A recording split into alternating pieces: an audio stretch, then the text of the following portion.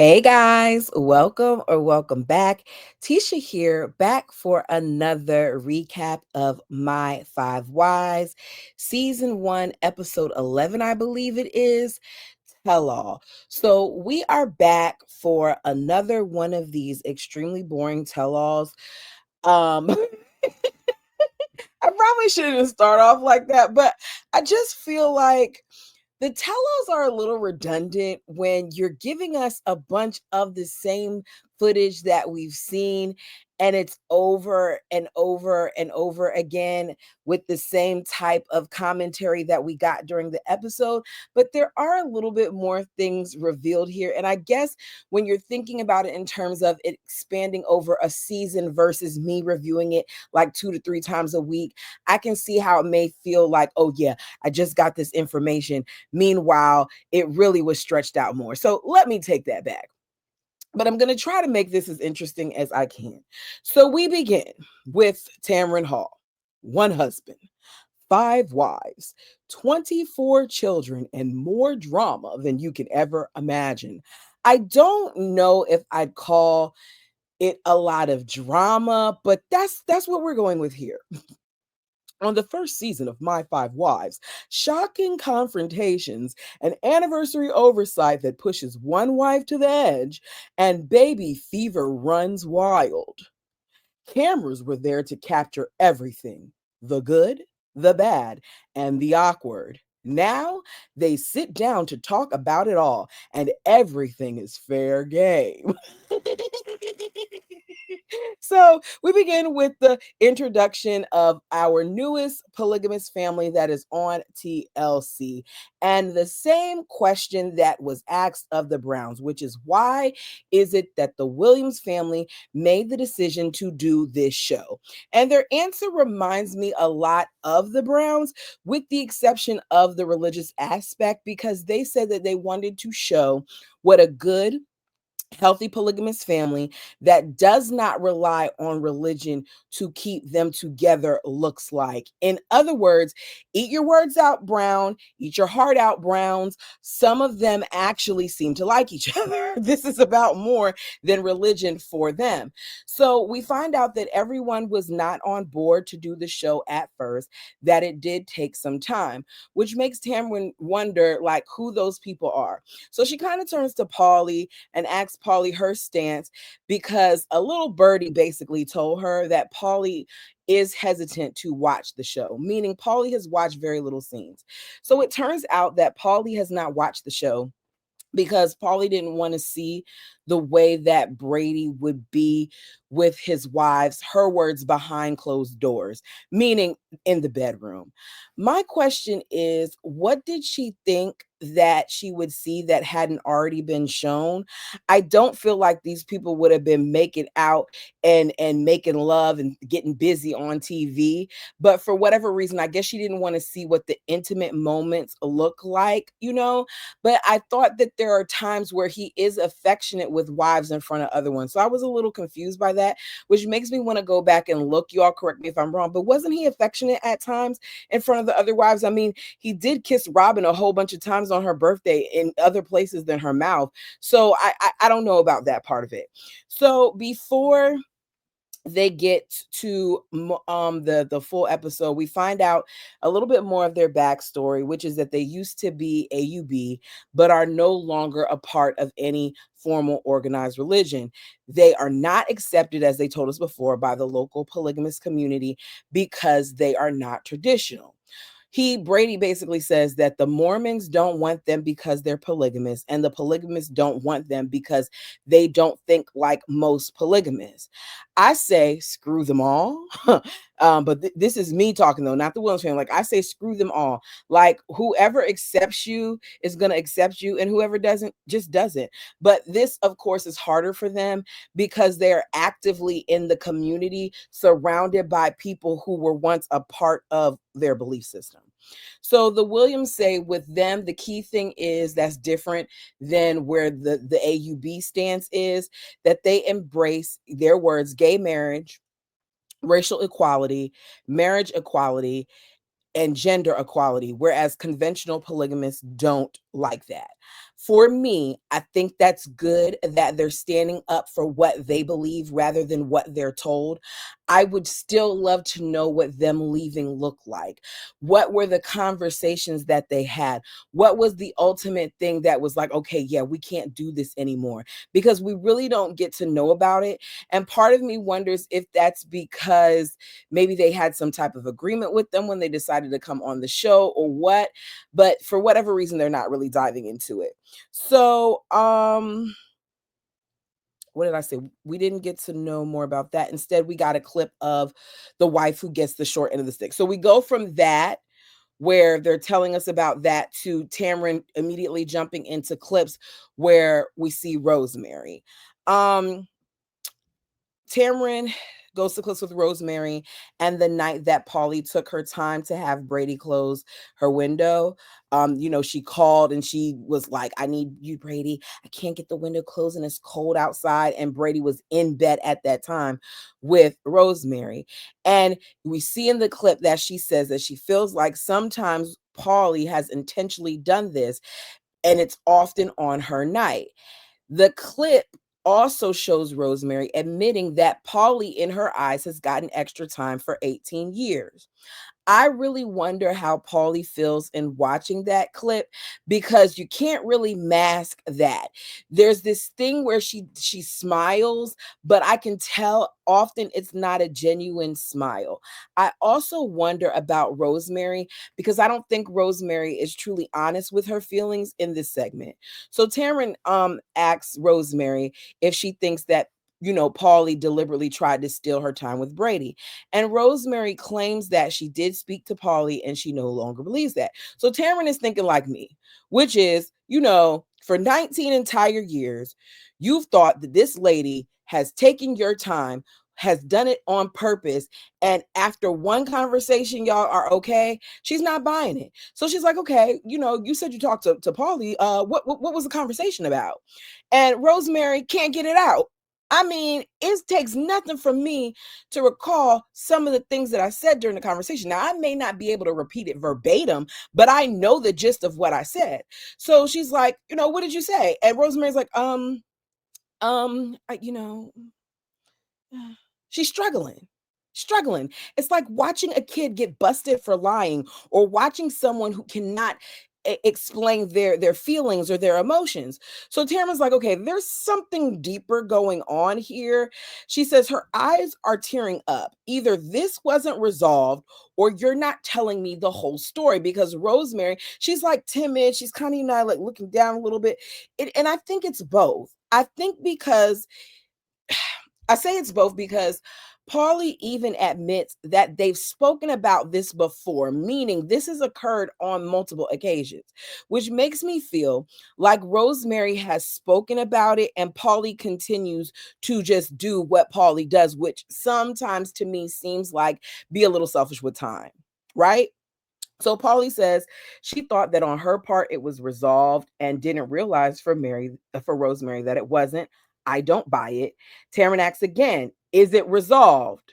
So Rosemary says it's a work in progress, which then turns into Polly saying it's a work in progress, which means, I promise you, Lord, get the words out, which means it's not resolved, because if you're saying it's a work in progress, that means there's still work to be done, right? So rather than Tamron asking another follow-up question, she lets it go. I think that she let it go because she realized that she wasn't going to get anywhere with that. And I could tell that she was trying not to make Rosemary uncomfortable because it was obvious that she was uncomfortable. So Tamron asks if any of the wives have ever thought about leaving the family before. And Rhonda doesn't hesitate to say, like, sure, yeah, sure. She doesn't give us detail, but she does say that there are a lot of ups and downs sometimes that comes with, the family dynamic. But after she thinks about it, she's always basically come to the conclusion that she wants to stay there, that she's happy, that she loves her family. I actually believe that out of all the wives, and y'all tell me what you think, this is just my opinion, I think that Rhonda is the happiest. I'm not sure about the rest of them, but Rhonda to me seems the most unbothered by the things that's going on. We did not see see her have an issue with anyone, Brady or wives, this season. Whereas we saw Noni have an issue, we saw Robin have an issue, we saw Paulie and Rosemary, but we did not see Rhonda have one. So I think that Rhonda of them all seems to be the most content with the situation. So Polly admits that she has thought about leaving before, especially when they left the church, because it meant that they no longer needed to be a polygamist.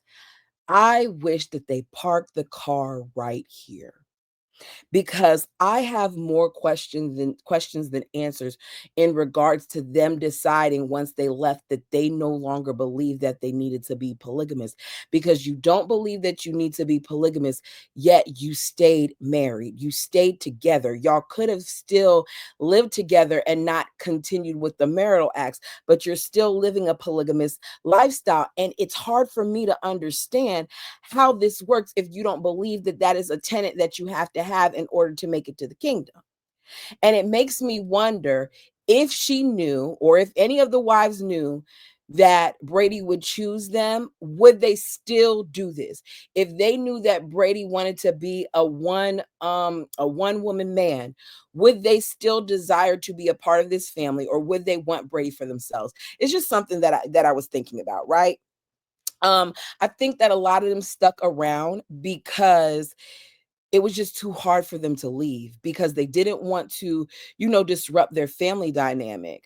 So Brady tells Tamron that he is proud of his wives and the way that they've handled all that comes with their relationship. So we go to commercial break and we come back, and this time we're talking about, the finances. So Tamron asks about them. She's like, even with a successful business, it takes a lot of money for you to support such a large family. So Brady's like, yeah, I agree, it does. For a while, everything went really, really well. And then the recession hit, and everyone as a family chipped in to pick up and work where they could. Meaning, he had wives that went back to work, and he had wives that went back to school. Everyone. That is the difference, once again, between the Williams and the Browns, because with the Browns, you have certain wives the bird, Robin Brown, who were able to sit around and enjoy the benefits of the others' hard work, while all she did was get nannies and enjoy not having to do what they did. Because I still don't understand what Robin's job is other than the show, because we know the Sister Wives Closet is not doing anything. So Rosemary says everybody has their own budget in regards to the family. There is a family account, and then each wife has their own separate checking account. The wives with more kids get additional funds. So she has 4 and Polly has 6, meaning Polly gets more money than her because she has 2 extra children. To me, this makes the most sense. I feel like the way that the Browns did it, the way where it was the same thing down the middle, whether you had a whole bunch of kids or like Mary, where you only had one, it created more conflict and more resentment, because I know if it were me and I was his family and I was like Janelle with a whole bunch of kids versus Mary, I feel a way about her having the same budget as me, because I'm sitting here stretching more while getting cheaper things, less quality things, while she's able to put more money into quality because she doesn't have all these mouths to feed. These are the things that I think of, right? So I like the way the Williams said that they break it down.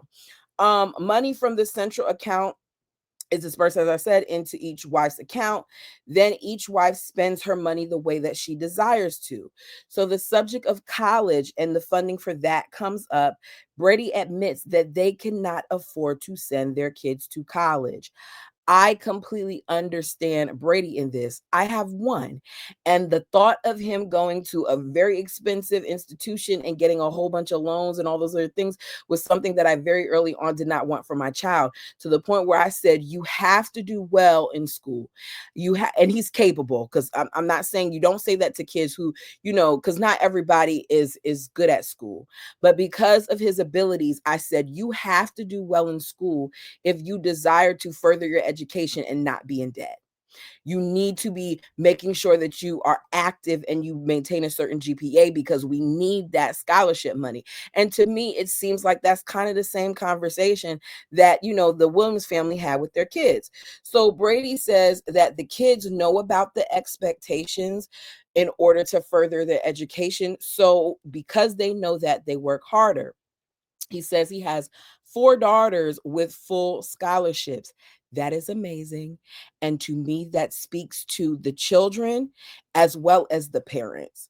So, he said those that don't get scholarships know that they're going to either have to work or they're going to have to get student loans. So Tamron wants to know if money sometimes causes conflict. And Brady explains that them having financial difficulties at times actually brought them closer together because they were working more as a unit. It seems like that's the same thing that happened with the Browns. I think that they were more unified back then because they were all struggling. They were all, working with ends meet. They were all trying to, stay afloat. But he claims that if you don't have it, then you're not going to worry about it. I actually disagree with that. And a perfect example, right? I'm getting off of course here. A perfect example is my son's car, right? So the other day, today is Wednesday. You'll be seeing this tomorrow, which is Thursday. My son's car on Saturday, when he was coming home from work, two lights went on. The brake light and the battery light. I got a new battery for that car like a year and a half ago. So I was like, okay, if it's the battery, simple fix. I got a warranty on it. I can take that back. But oh boy, if it's something else, oh no, I'm gonna have to come up with this money for this. I just put out all this money for that. I just put all this money for this. Da, da, da. I'm automatically worrying because where's the money coming from, right? Or how much is it gonna cost me? So I'm hearing Brady say that, and I'm like, wait a second. What when you tell me that you got a problem with your car, my instant thoughts are, okay, what's the problem? How much is gonna cost? If you lack in finances, I do think it's something that you worry about. But y'all can tell me what you think. Maybe it's just me. Needless to say, the car was put into the shop on Monday. It was fixed by Tuesday. I was a chauffeur on Monday. I do not miss transporting that child around.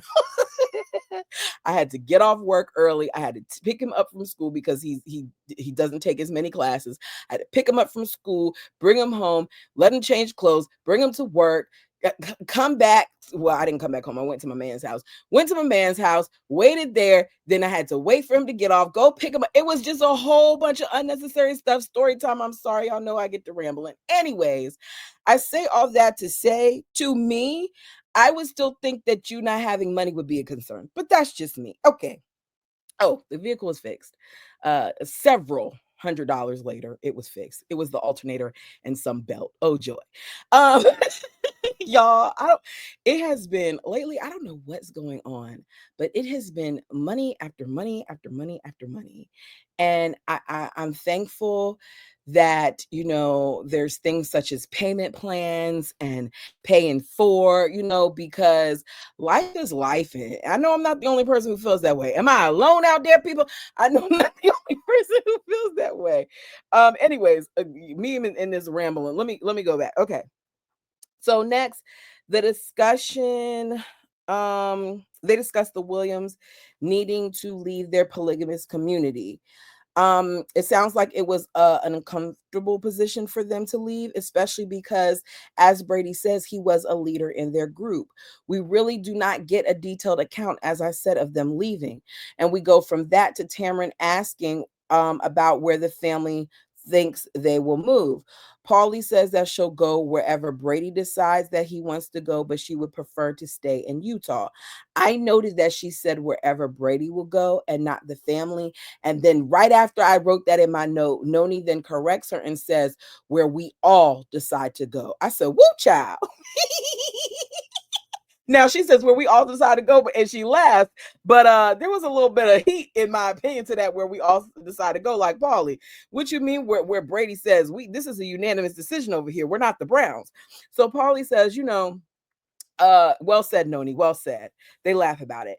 They tell us that wherever they go, it will have to be, as I said, a unanimous decision. Taryn then shows clips of Rhonda and Brady when they took their anniversary trip to Washington, looking at properties without the other wives. And we are reminded that the other wives were really unhappy when they found this out. So Tamara wants to know what was going on. And Nodi says that they have all understood it to be that when it comes to them moving, it would be a family decision. And then all of a sudden, they went and did the opposite thing, which kind of makes them wonder. Makes sense to me. So Taryn asks Rosemary how the conversation went once she asked them about it. And Rosemary, to me, is not the one to ask. I don't feel like Rosemary is very vocal. So Rosemary just says that she told them that, they would rather, the wives, to look at the property together. Brady, of course, doesn't see it as a big deal and doesn't realize how much the ladies were bothered by it, because he's calling it no big deal when really it could have been a big deal. So Tamron asks him, did you see the video? Meaning, like, you're saying it's no big deal, but the way that they were reacting and the response that they made shows it was a big deal. So Brady's like, nah, it really wasn't, because we were just window shopping. So did you all do that because you actually wanted to do that? Or was it made a suggestion by TLC? Just wondering. So next on the docket is Safe Talk. Robin, who's been kind of quiet, explains that they've always gone to Brady with their problems. And Brady, as a result of that, thought that they should talk to each other to build stronger bonds. Makes sense to me. These are 5 grown women. It has to be irritating trying to be the middleman in situations where they should be able to speak to one another, especially after being with each other for well over a decade. So they show a clip of Paulie and Noni's Safe Talk. And just like the first time that I saw it, I do not understand why this was an issue or why Noni snapped. We then see Noni snapping on Brady and telling Brady, "Don't change me." This is Paulie's first time seeing the clip. So Tamron says, myself and the viewers are confused by your reaction, Noni. We don't get it. So Noni's like, I felt misunderstood and my feelings were hurt. And Polly is a little surprised too by this reaction because she didn't see it. So Noni's like, I was in shock after my reaction too. I just don't feel like, um, I don't feel like Brady, what she say? Something along the lines of she feels like she can't be who she is. And she feels like in some roundabout way, Brady had told her that she couldn't have emotions, that she should be calm and reserved all the time, and that she shouldn't have been hurt. Are you trying to tell us that Brady is telling you that he wants you to keep sweet or something? Because he didn't disagree with that. He just let her have it, because I don't think that Brady was trying to control her emotions or tell her not to have emotions. Y'all tell me what you think. But I think that he was trying to calm her down. The same way that she doesn't want to be approached by people in certain situations, or talk about certain things, is also the same way certain people would not want to be yelled at. Because as I said, as some of you all said in the comments, if the roles were reversed and Noni came at us like that, it would have been a different reaction. So Brady admits that he might have been too calculating. He smiles as he said it, and unfair to expect Noni to keep it together. I kind of feel like Brady was like, I know better. I already know that Noni's a little dramatic. I should have known better than to think that Noni was going to be able to control that drama when she can't. That's my interpretation. You tell me yours. So Tamron asks Paulie uh, what she wants to say to Noni to help the relationship. And Paulie's like, oh, we talked about it. We're good. Noni says, yeah, we're good. We talk all the time. These two, I believe, these two actually did have a conversation, because the both of them smile when they're talking about this, unlike what we saw with Rosemary and Paulie. So Brady says the show is like a pressure cooker that in some ways is kind of therapeutic. It's like therapy on steroids, I think he said, or something along those lines. So it goes back to the fact that, in my opinion, A lot of these families do not talk about their feelings, they suppress them. I remember Christine and Janelle talking about the couch situation and how there were conversations that they had on the couch on the show that they've never would have done prior to, that things that had happened in the past that they never addressed. And I think that's kind of a little bit of what the Williams are getting here. So, next thing we talk about is the ring. We're shown the clip of Robin and Rosemary approaching Brady for a safe talk about the 20th anniversary ring. On the screen, we can see their reactions as the clip is playing. Robin is still very much upset about this. She still looks sad. She's wiping tears. Brady looks like he is preparing for his lashing. Like, I'm preparing for impact. I know this is about to be an issue. So Tamron points out that people don't cry like that, what she saw in the video, or express that pain when it's just roses and candy in the relationship. So she wants to know, like, what happened? So Brady talks about how he was going through a rough time with the company. And as a result of that, he was distracted. Time slipped. We already know he's bad with dates. And he did not intentionally mean to hurt her. It's still not resolved. And Robin is still waiting for her do over. You guys may disagree with me with this one, and that's fine.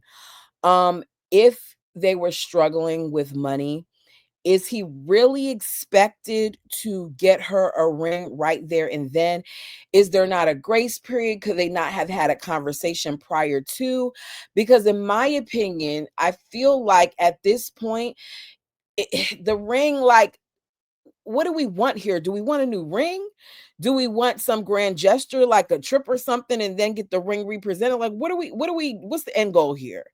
I know more than likely he's gonna do something. It's just, to me, the fact that she had to suggest it and this whole situation. Yeah, I wouldn't even want to do it anymore. So Robin says if she has to wait, because she's not like me, if she has to wait 10 years, it needs to feel right when he does it. So she's willing to wait. I wrote good luck with that. Tamron comments that Brady has his hands full, and she believes that Brady will come up with something fantastic for Robin. Brady says he knows he will too. So we get to this whole, baby talk thing. I'm paraphrasing here. Tamron basically asks Rhonda, why in the world would she want to adopt a child when the family already has so many kids? Rhonda's response in a nutshell is, there's so many kids who need love, and they have a lot of love. We got 24. What's one more? Okay. So one more to me is less time for the kids that you already have, less time for the kids that you already have with their father, less money to go around, less food. It's just less for an already stretched family. I'm not saying that there aren't children out there that, should be adopted. I feel like they should be. There's some in my family. My thing is make sure that it's healthy for the kids that are coming into the family and the kids that are already there, because it's not fair to me for a mom who admittedly works a lot to then want to pull in another child who is going to have an adjustment period, especially depending on how old they are, and you're expected to not, that child is just supposed to be expected to deal with the fact that they have limited time with you and you're here or there. Nah, it doesn't work for me.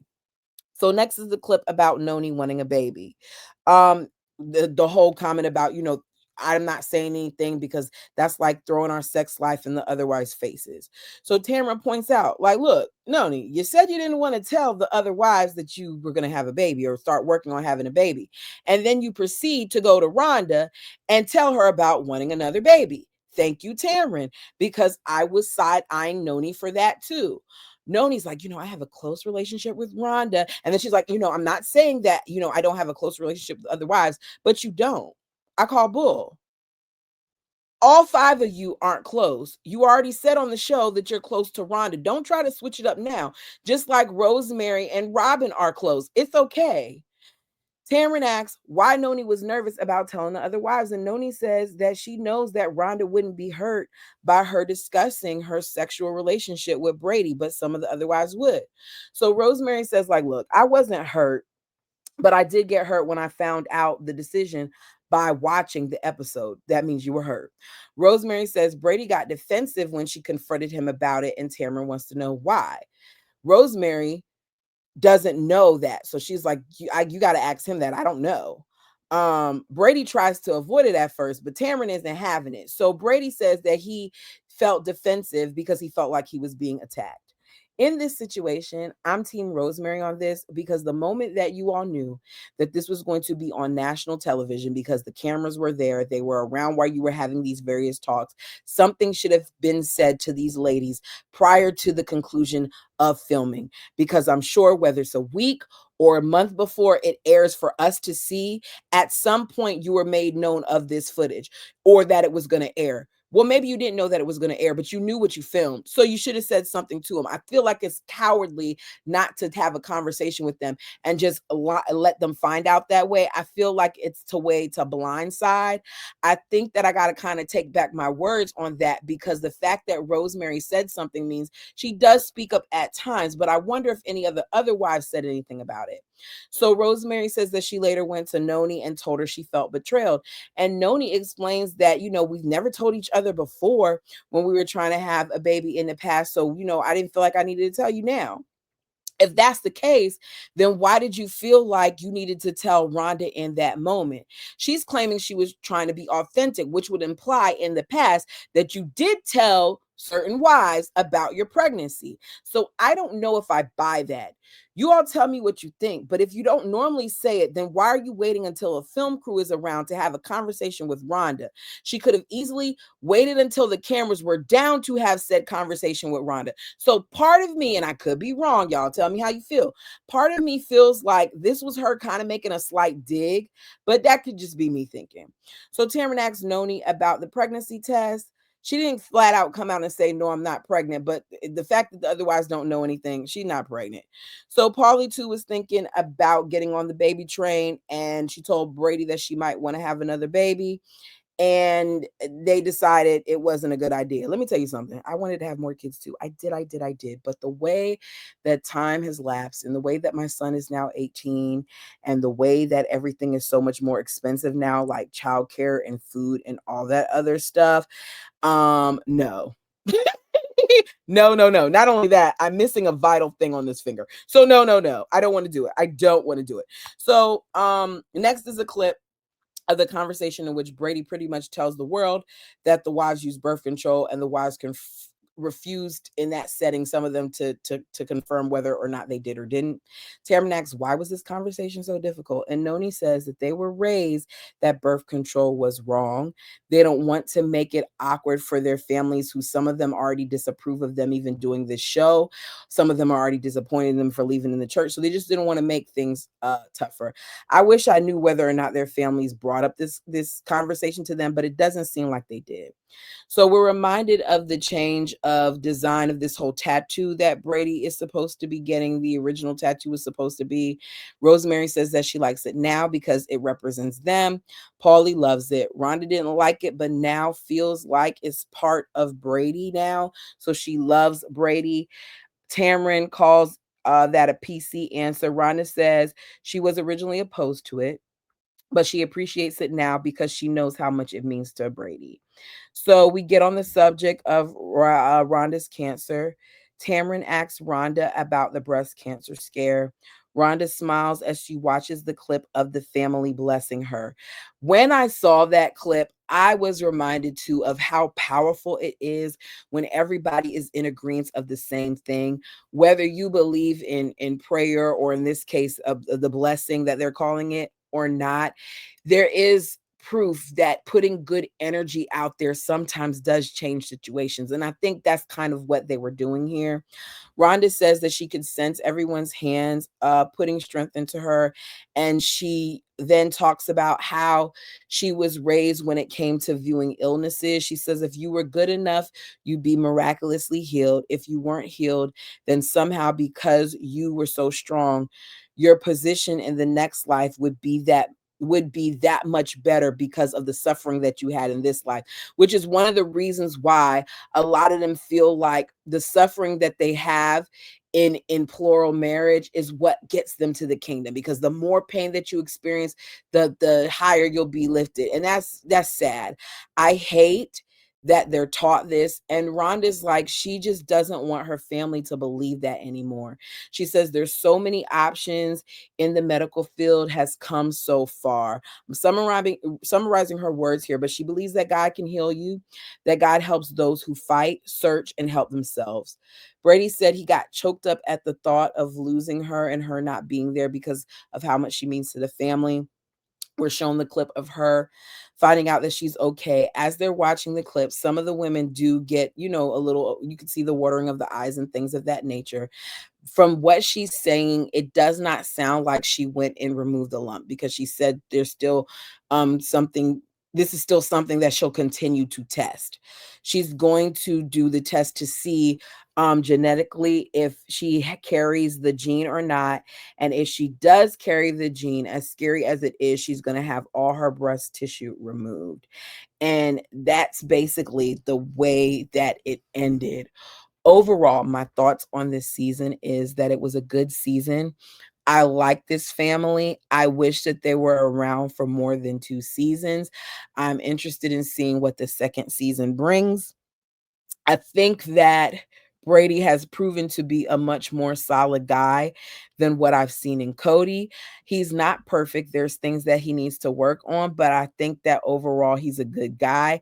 I think there are women in this family that are much happier than some of the others. I'm assuming that things have gotten better since they're all still together all these years later, but you just never know. If there's something that I didn't discuss in this recap that you want to discuss, feel free to put it down below. Please like the video as it helps the channel. I'm still trying to figure out how to get in some of these algorithms, because one thing I know, like my sister wives, I had somebody the other day comment and say, I'm this is my first time seeing you. So happy to found your channel. And I'm like, the fact that I've been reviewing Sister Wives as long as I have, and when people type Sister Wives in the comment section, I don't come up all the time. Like a lot of times I don't. I don't know, but y'all know what's for me is for me, and it's going to happen when it's supposed to happen. Thank you guys so much for rocking with me. We will begin a season 2 on next Monday. I think I'm going to do it Monday. It's something about when I release videos on Monday with Sister Wives, it's like boom, boom, boom, boom, boom. Like people get overwhelmed. But anyway, yeah, we're going to be having 3 videos next week. Thank you guys so much. I'm rambling at this point. We are on the road to 3,000.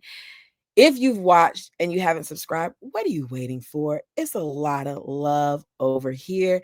And the people who are part of the fam and those who aren't, who come and watch, are really good people. Anyways, thank you guys so much. Until next time.